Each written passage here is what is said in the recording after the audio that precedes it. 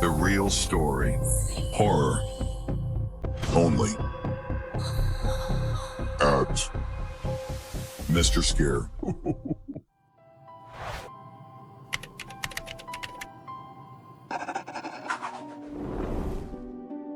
It started as a curiosity, an odd name that kept popping up where it didn't belong. As a freelance graphic designer, I spent most of my time glued to my screen, sorting through endless client requests and random inquiries. But over the past few weeks, a single phrase had started to creep into my emails, forums, and even file names. Anva, Kesh. At first I thought it was some sort of typo. Then, I assumed it was spam. But no matter how many times I deleted the messages or blocked the senders, Anva Kesh always returned, like a phantom in my inbox. One night, as I sat alone in my dimly lit apartment, I received another email.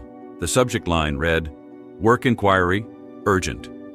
The sender, Anva Kesh 1999 at unknown.com. I hesitated for a moment, then opened it. The email was short, almost unnervingly so. "I need your design, midnight." Attached was a blank file. I wasn't about to let some internet prank waste my time. I deleted the email and turned back to my real work. But as I opened my editing software, a strange file loaded automatically. Its name was Anva Kesh blank.ai. My stomach sank. I hadn't opened it, yet there it was, displayed on my screen. The canvas was pure white, empty. But as I stared at it, faint lines began to appear. Scratches that etched themselves into the blank space as though an invisible hand was drawing. The lines formed a symbol, jagged and looping, one that made my head ache just looking at it. I closed the program immediately, my hands trembling. Moments later, my screen flickered. A message appeared, black text on a white background. "Not good enough. Midnight." I shut down my computer, convinced I'd been hacked. But as I stood up, the power in my apartment flickered, plunging the room into darkness. My monitor clicked back on, its glow the only light in the room. The email had returned, its subject line now reading, "Final deadline."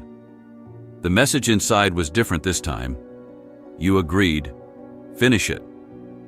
I didn't remember agreeing to anything, yet there, in my sent folder, was an email from me to Anva Kesh, time-stamped 3 days earlier. All it said was, "I'll do it, midnight." Unable to ignore it any longer, I reopened the mysterious file. The strange symbol was still there, but now the lines were shifting, rearranging themselves into what looked like text. Against my better judgment, I began to work. It felt as though I wasn't in control. My hands moved almost on their own, dragging shapes, adjusting colors, refining details I didn't even consciously choose. Hours passed in a blur. When I finally stepped back, the design was finished. It was haunting, a dark logo that seemed to pulse faintly, as though it were alive. Before I could save or delete it, the file vanished from my screen. In its place was another message. Delivered. Await further instructions. The next morning, I tried to brush off the incident as a bad dream. But as I checked my inbox, I noticed something strange. Every one of my pending client orders had been replaced by a single name, Anva Kesh. The payment amounts were astronomical, far higher than anything I'd ever charged, but the instructions were cryptic. Refine the lines, erase the shadow, complete the circle. The files attached were all the same, blank canvases that would slowly reveal designs as I worked on them. Each one was more unsettling than the last. Images of hollow eyes, warped faces, and symbols that seemed to burn into my mind. And every time I completed a project, I received the same message. Delivered. Await further instructions. One night, while attempting to trace the origins of the emails, I noticed something odd. Hidden in the metadata of one of the files was a string of text. "I am waiting. Finish what we started." I tried deleting the files again, but they reappeared instantly, accompanied by a low hum from my speakers. It wasn't static, it was a voice. whispering faintly. Anva. Kesh. The voice grew louder, filling the room. My screen flickered, the images twisting into something incomprehensible. Then, just as suddenly, it stopped. A final message appeared on the screen. One last design. Midnight. As the clock struck midnight, a new file appeared on my desktop. FinalContract.ai. I opened it, my heart pounding. This time, the design was already complete. A perfect, horrifying amalgamation of every symbol I'd worked on before. Beneath it was a single line of text. Signed to deliver. A pen tool hovered on the screen, waiting for my input. My hand trembled as I reached for the mouse, but before I could click, the screen went black. When it came back on, the file was gone. In its place was a simple message. Accepted, welcome to the team. I quit freelancing the next day, but the emails never stopped. They didn't come from Anva Kesh anymore.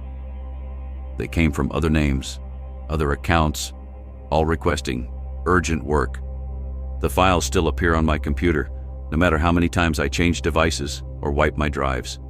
Each one carries the same eerie, shifting designs, as though they're alive. And every time I hear the faint hum from my speakers, I know it's Anva Kesh, watching, waiting for the next delivery.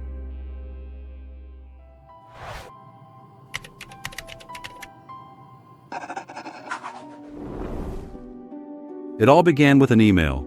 No sender, no subject line, just an empty header and a single line of text in the body. Find it before they do. I nearly dismissed it as spam, but something about it gave me pause. Maybe it was the timestamp, 3:33 a.m., or the strange sense of foreboding I felt reading it. My curiosity got the better of me, and I replied, "Find what?" The reply came instantly, as if whoever sent it had been waiting. The Obsidian Idol. It's not safe. They will come for you, but you must act first. That should have been enough to stop me. I should have blocked the email, deleted it, moved on with my life. But there was an attachment, a single image. Against my better judgment, I opened it. The photo showed a weathered journal page, handwritten in a language I didn't recognize, with a crudely drawn sketch of a small statue, a figure carved from black stone, with hollow eyes and an elongated, twisted shape. Beneath it was a note in English. You'll know when you see it. The next day I couldn't shake the image from my mind. I spent hours researching the term Obsidian Idol, but the results were sparse. A mix of conspiracy theories, ancient mythology, and vague references to an artifact linked to a string of tragedies over the centuries. The deeper I dug, the more unsettling the stories became. Every mention of the idol was tied to misfortune. Families torn apart, unexplained disappearances, even entire villages abandoned. One article mentioned that those who sought the idol often received strange warnings beforehand, cryptic letters, strange phone calls, or, in my case, emails. I wanted to stop, but by then, it felt like the email had planted a seed in my mind. I had to know more. The next email arrived that night. It's in Blackthorn Cemetery. Dig under the oldest grave. Go alone. I stared at the message for what felt like hours. It was insane. Who would go digging around in a cemetery based on an anonymous email? Yet, something compelled me. The words seemed to pulse on the screen, drawing me in. By midnight, I was standing at the gates of Blackthorn Cemetery, a shovel in hand. The air was cold, unnaturally so, and the cemetery was cloaked in a heavy fog. I found the oldest grave easily. It was marked by a crumbling headstone etched with a date from the 1700s. I hesitated, the shovel trembling in my grip, but the compulsion to continue was overwhelming, almost as if I wasn't entirely in control. I began to dig. After what felt like hours, my shovel struck something solid. I dropped to my knees and cleared the dirt with my hands, revealing a small wooden box, rotted with age but intact. Inside was the idol, exactly as it had been in the photo. The moment I touched it, a sharp, icy pain shot through my hand, but I couldn't let go. The stone was cold, unnaturally heavy for its size, and its hollow eyes seemed to follow me. Then I heard it, a whisper, faint but unmistakable. It came from everywhere and nowhere at once. "Take it." The emails didn't stop after I brought the idol home. If anything, they became more frequent, more insistent. "They know you have it. Keep it hidden. Do not look into its eyes for too long. Whatever you do not try to destroy it." I started hearing noises at night, soft footsteps in the hall, the creak of a door opening, faint whispers that seemed to come from the idol itself. Shadows moved where they shouldn't, and the air in my apartment grew heavy, oppressive. I wanted to get rid of it, but every time I tried, something stopped me. I couldn't explain it, but the idea of parting with the idol filled me with a dread so intense, it left me paralyzed. It was as if the idol didn't want to be left behind. The first tragedy came a week later. A close friend of mine, Marcus, came over unannounced. He'd heard from others that I'd been acting strangely and wanted to check on me. I tried to hide the idol, but he saw it sitting on my desk. "What the hell is that?" he asked, reaching for it. "Don't touch it," I shouted, but it was too late. His fingers brushed the surface, and he froze, his eyes widening in horror. Is that whispering?" he muttered, his voice shaking. "Marcus, stop," I said, but he didn't seem to hear me. He stared into the idol's hollow eyes, his breathing growing ragged. Then, without warning, he screamed and bolted from the apartment. I tried calling him, texting him, but there was no response. 2 days later, the police found his car abandoned on the side of the highway. He was never seen again. After Marcus, things escalated. I started getting emails from new addresses, all with similar warnings. "It's watching you. You cannot keep it safe. Return it to where it belongs." The whispers grew louder, more distinct. They spoke in a language I didn't understand, but their tone was clear, angry, impatient. My reflection in mirrors began to warp, the face staring back at me twisted and unfamiliar. The idol's hollow eyes seemed to glow faintly at night, and no matter where I hid it, I always found it back on my desk the next morning. One night, I received an email with a video attachment. The footage was grainy, showing the idol sitting on my desk. Behind it, a shadowy figure loomed, its shape barely distinguishable but undeniably human. As I watched, the figure turned its head toward the camera, and I swear it smiled. I slammed my laptop shut, but it was too late. The lights in my apartment flickered, and the air grew colder. The whispers turned into a deafening roar, and for the first time, I realized the truth. The idol wasn't meant to be found. It was bait. I don't know how much time I have left. The emails have stopped, but the shadows haven't. I can feel them watching me, waiting for me to make a mistake. The idol is sitting on my desk as I write this, its hollow eyes glowing faintly in the dim light. If you're reading this, consider it a warning. If you ever receive an email about the obsidian idol, delete it. Block the sender. Forget you ever saw it, because once you find it, it finds you.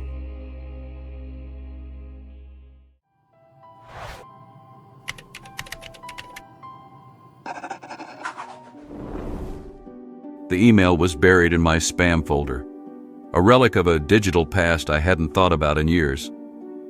It was sent 12 years ago, the timestamp dated a week after Emily's funeral. Emily. The name hit me like a punch to the chest. She had been my best friend in high school, bright, fearless, and full of plans for the future. Her death was ruled an accident. She had fallen from a cliff during a solo hike. At least, that's what the authorities said. I never believed it. We drifted apart in the months before her death, but even then I knew she wasn't the type to make careless mistakes. Her death had always felt wrong, but with no answers and no leads, I was forced to let it go. Until now. The email was from an untraceable address, but the subject line froze me in place. You need to know the truth. I clicked it. The message was brief. Emily's death wasn't an accident. Start where it ended. Trust no one. Beneath the text was an attachment. A grainy photo of Emily, smiling, standing at the edge of a cliff. The timestamp on the photo? The day she died. I didn't sleep that night. The email was clearly a hoax, some cruel joke, but it ignited something in me I thought I'd buried years ago. Memories of Emily, of our friendship, and of the doubts I'd carried since her death came flooding back. The next morning, I called in sick to work and drove 3 hours to the cliff where Emily had fallen. The place was eerily quiet, the air heavy with the scent of damp earth and pine. I stood at the edge, looking down at the jagged rocks below. Start where it ended, the email had said. But what was I looking for? As I scanned the ground, something caught my eye. An old leather-bound journal tucked into the hollow of a tree, hidden beneath moss and leaves. My breath hitched as I picked it up, the leather cold and worn. Inside, the first page bore Emily's handwriting. If you're reading this, I didn't fall. They pushed me. The journal was a mixture of diary entries and frantic scribbles. Emily wrote about feeling watched, about strange calls she'd been receiving, and about a growing sense of paranoia. She mentioned a project she had been working on, something important, something she wasn't supposed to know. One entry stood out. They want to stop me. The emails, the threats, the shadow outside my window, they're not random. I found something I shouldn't have. If anything happens to me, it's not an accident. The last entry was scrawled hastily, the ink smudged. They're here. I don't have time to explain, but it's bigger than I thought. It's not just about me. It's about all of us. If they find me, they'll... The writing trailed off. I left the cliff with the journal, my mind spinning. Who were they? What had Emily discovered? And why had it taken 12 years for someone to send that email? The next clue came later that night. My phone buzzed with a notification. An email from the same untraceable address. Subject: You're getting closer. The body of the email contained coordinates. When I plugged them into a map, I saw they pointed to an abandoned building on the outskirts of our hometown, the old library that had been shut down when we were kids. The library was a ruin of broken windows and crumbling walls. Stepping inside felt like stepping into a mausoleum, the air thick with dust and decay. I followed the flashlight beam through the aisles of rotting bookshelves, the sound of my footsteps echoing in the silence. At the back of the library, I found what I was looking for, a trap door hidden beneath a tattered rug. It led to a basement filled with old filing cabinets and boxes of documents. In one of the cabinets, I found a folder labeled Project Ophidian. Inside were pages of classified documents, photographs, and handwritten notes. As I read through them, a horrifying picture began to form. Emily had stumbled onto something much larger than I'd imagined. A covert experiment run by a private research group. The project had involved testing psychological manipulation techniques on unsuspecting individuals in the community. The goal? To control behavior on a mass scale. Emily's notes detailed how she'd uncovered the project through emails and hidden files on the school's computers. She'd tried to expose it, but had been silenced before she could. I was still processing the files when I heard footsteps overhead. Someone else was in the library. I quickly shoved the documents into my bag and turned off my flashlight, holding my breath as the footsteps grew louder. Then I heard a voice, low and menacing. Find it. Now. I slipped out through a broken window, my heart pounding. Whoever they were, they weren't local police. Their voices were calm, calculated, and filled with authority. They were looking for the same thing I'd just found. The next few days were a blur. I pored over the documents, piecing together the extent of Project Ophidian. It wasn't just a local experiment. It had ties to government funding, private contractors, and corporations with global influence. The more I learned, the more dangerous it became. I started receiving threatening emails. You don't know what you're doing. Stop now, or you'll end up like her. Then one night, I came home to find my apartment ransacked. The journal was gone, but I still had copies of the documents. I knew I couldn't keep running. Emily had died trying to expose the truth, and now it was my turn to finish what she started.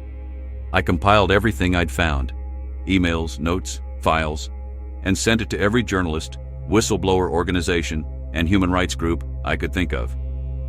The last email I sent was to the anonymous address that had started it all. I know the truth. Thank you. The reply came instantly. It's not over. They'll come for you now. It's been weeks since I sent the files. Strange cars have been parked outside my building. My phone rings with unknown numbers, but when I answer, there's only silence. I don't know how long I have, but one thing is clear. Emily's death wasn't in vain. They might silence me, but the truth is out there now, and the world will know what they've done.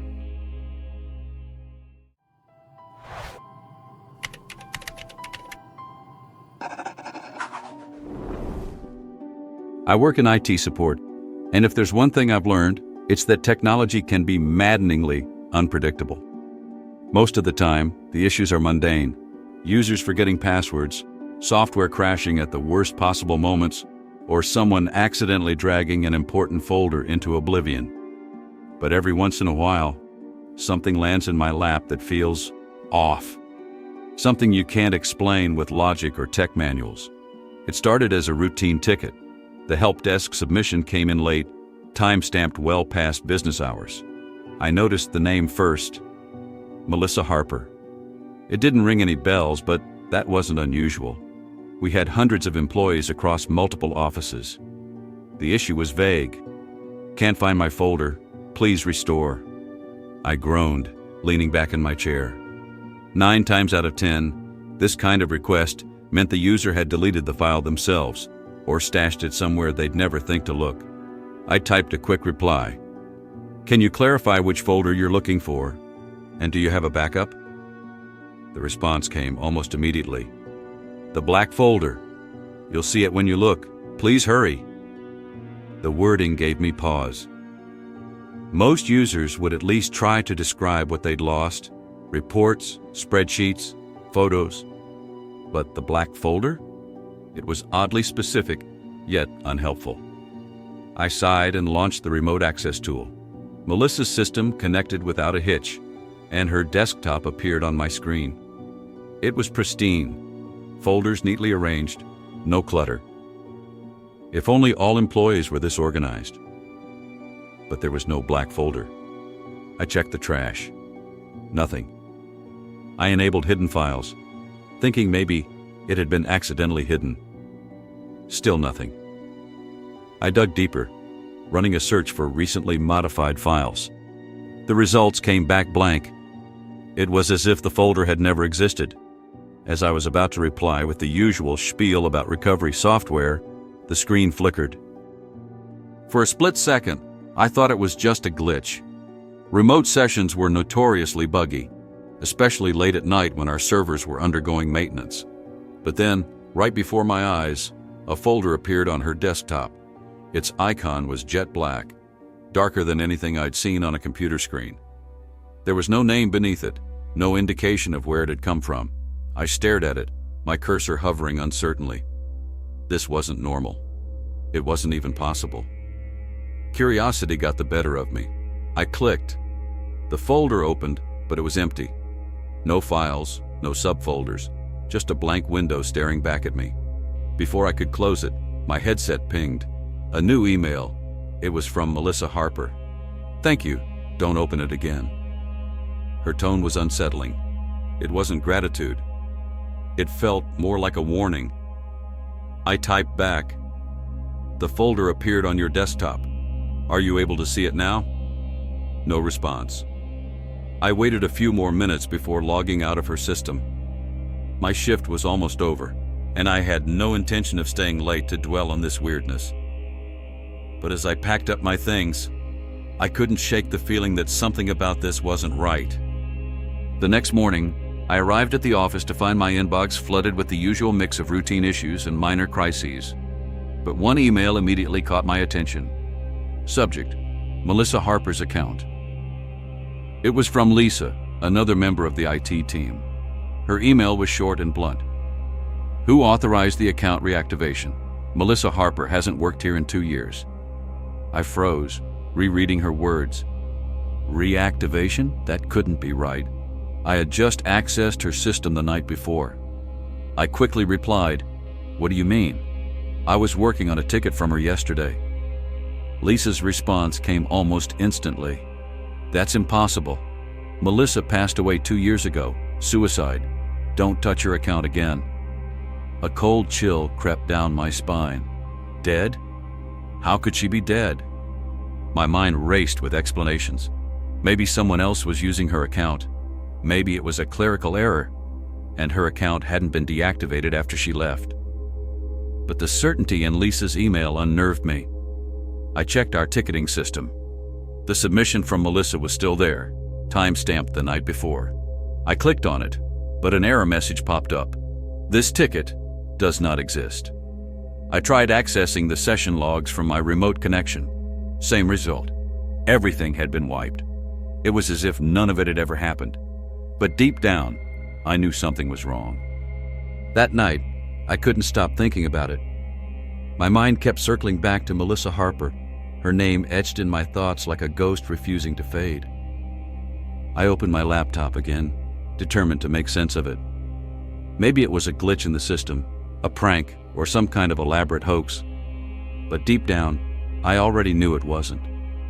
I accessed the ticketing system, scrolling through the logs, hoping to find something, anything, that would explain what had happened. The timestamp was still there. Yesterday, 7:42 p.m. But when I clicked on the ticket, an error message popped up. This ticket does not exist. Frustrated, I moved on to the remote session logs. Same result. The connection, the access, the work I had done, it had all been wiped clean, as if none of it had ever occurred. It didn't make sense. My heart raced as I opened system backups, even reaching out to archive server data. But the more I searched, the more apparent it became. Melissa's digital footprint had been erased. Just as I was about to shut my laptop, an email notification popped up. It was from her. From Melissa Harper. Subject: You shouldn't have looked. My throat tightened as I clicked on it. You opened the folder. You let them in. Now you have to fix it. The words blurred as my pulse thudded in my ears. Let who in? Fix what? My hands hovered over the keyboard, unsure whether to respond or just slam the laptop shut. Before I could decide, another email arrived. This one had no subject, no sender, and no body text, just an attachment. The file was named Melissa Doe JPG. I hesitated, my finger trembling over the trackpad. My instinct screamed at me to delete it, to walk away, but my curiosity, that insidious whisper in my mind, got the better of me. I clicked. The image loaded pixel by pixel, painfully slow. It was a dimly lit room, illuminated only by the glow of a computer screen. My stomach turned as I recognized it. It was my office, and there, sitting at the desk, was me. The timestamp at the bottom read 11:58 p.m. tonight. I slammed the laptop shut and stumbled back, my breathing ragged. It wasn't possible. Someone was watching me, stalking me. My heart pounded as I paced my apartment, locking every door, every window. At exactly 11:58 p.m., my phone buzzed. It was another email from Melissa Harper. Subject: Look behind you.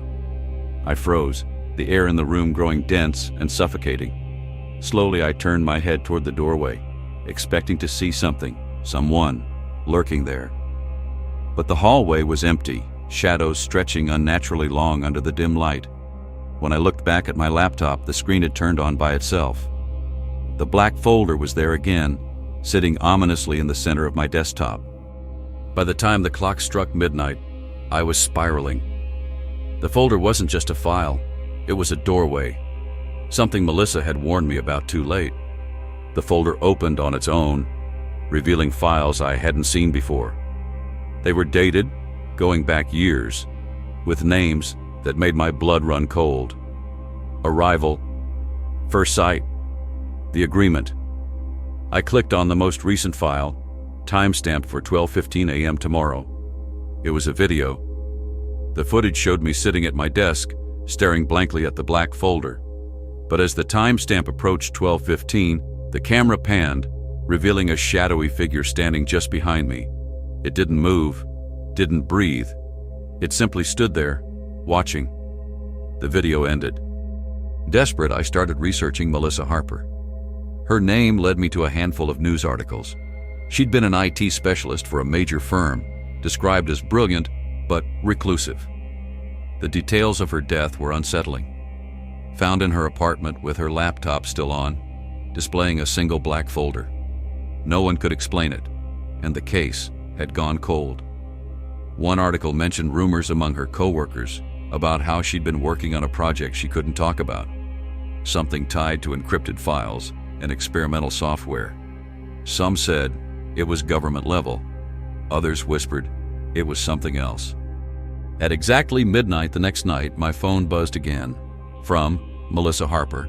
Subject, "You can't stop it now." The black folder opened again on its own, but this time it wasn't empty. Inside was a single text file labeled Rules. I opened it. 1. Don't delete the folder. 2. Don't ignore the emails. 3. Don't look for them. 4. When the time comes, don't run. My apartment grew colder, the air thick with dread. The lights flickered, and the faint hum of my laptop grew louder, as if it were alive. I don't know how much time I have left. The black folder keeps opening, each time revealing more files, more warnings, more shadows that seem to shift closer to my reality. I've tried everything: factory resets, destroying the laptop, even leaving it behind. But no matter where I go, the folder finds me. As I write this, the timestamp for 12:15 a.m. is only moments away. The lights are flickering again, and I can feel the air growing colder. The last email I received simply said, "They're here." And now I hear it, the faint sound of footsteps behind me. I don't dare turn around. As I sat frozen, my breath shallow and uneven, the footsteps behind me grew louder. They weren't hurried or chaotic, just slow, deliberate, each step echoing in the suffocating silence of my apartment. The air felt heavy, like it was pressing against my chest, and I knew that whatever was behind me wasn't something I wanted to face. But the email was still open on my laptop, the words, "They're here," burning into my mind. Who were they? And why me?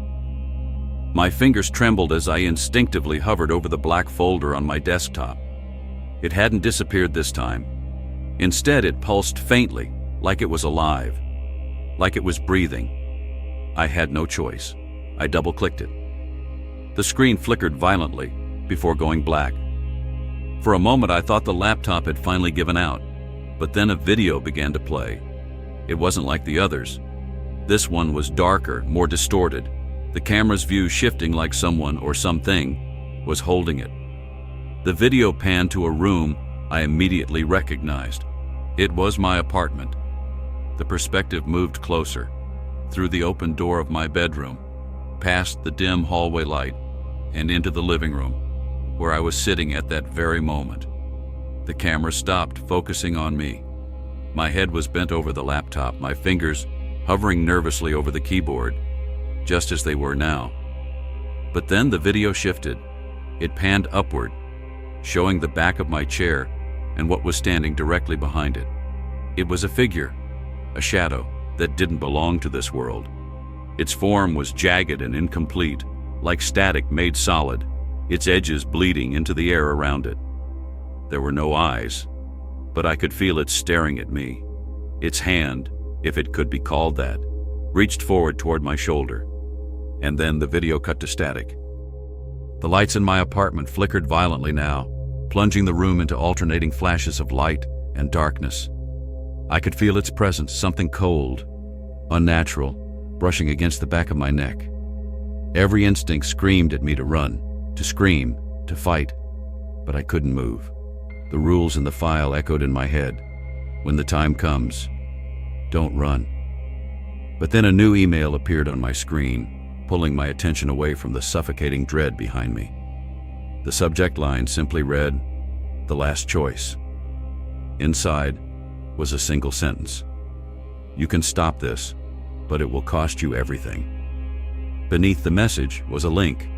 No description, no explanation, just a single link. My hands trembled as I hovered over it. I didn't know what would happen if I clicked it. Would it make things worse? Would it save me? Would it end everything? The lights dimmed completely now, and I could feel the shadow leaning closer, its cold breath sending shivers down my spine. I had seconds to decide. With a shaky breath, I clicked the link. The screen exploded with light, brighter than anything I'd ever seen. A deafening hum filled the room, and I could feel the air shift, like a vacuum had sucked all the dread out of the space. For a moment, I thought it was over. The light faded, and the room was silent again. The shadow was gone, but so was the black folder. My laptop sat on the desk, its screen now eerily blank, as though it had never displayed anything to begin with. The clock on my wall read 12:16 a.m., and for the first time, in what felt like an eternity, the air felt normal. I let out a long, shaky breath, relief flooding through me. I closed the laptop and leaned back in my chair, staring at the ceiling. It was over, or so I thought. 3 days later, I received a package in the mail. There was no return address, no name, just a plain black envelope inside. My heart sank as I pulled out its contents, a single USB drive, its surface scratched and scuffed. Taped to it was a note in handwriting I didn't recognize. "You made your choice, now live with it." I haven't plugged it in, I don't think I ever will. But every night since, I've felt it again. That heavy presence in the room, watching, waiting. The black folder may be gone, but I know it's not over. And as I write this, the lights in my apartment just flickered again.